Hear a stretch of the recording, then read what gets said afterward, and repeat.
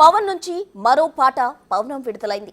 ఆయన్ను ఈ political hectic లో సినిమానే మహద్భాగ్యం అనుకుంటే ఏకంగా పాట కూడా పాడడంతో ఇందుకు బోనస్ కాక మరేమవుతుందంటున్నారు వీరమల్లు వీరాభిమానగర.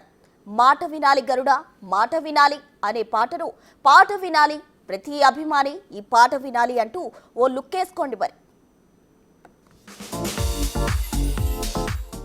మొదటి పాట తమ్ముడులోని తాటి చెట్టు.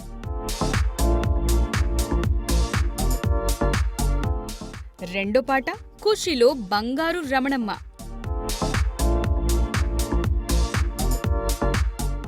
మూడోది జానిలో నువ్వు సారా తాగుకు.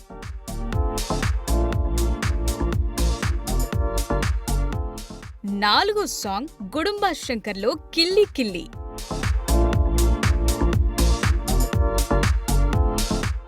ఐదో పాట పంజాలో పాపారాయుడు.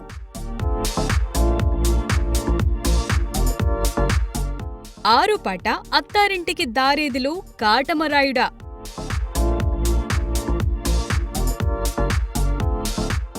ఏడో పాట అజ్ఞాతవాసి కొడక కోటేశ్వరరావు.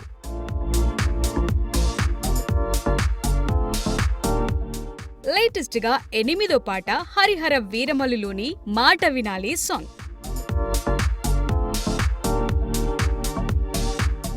అబ్బన్నా సుబ్బన్న కొట్టు అంటూ తాను స్వయంగా దరువేస్తూ పవన్ పాడిన ఈ పాట ఇప్పుడు సోషల్ మీడియా ట్రెండింగ్.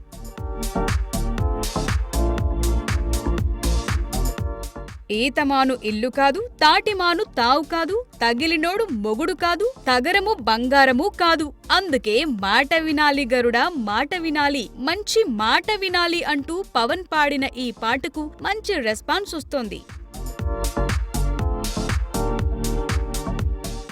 మాట దాటిపోతే మర్మము తెలియకపోతే పొగరుబోతు తగురుపోయి కొండను తాకినట్టు, అందుకే మాట వినాలంటూ మంచి మాట ఎవరికో ఇండైరెక్ట్ గా చెప్పే యత్నం చేశారన్న కామెంట్లు సైతం వినిపిస్తున్నాయి.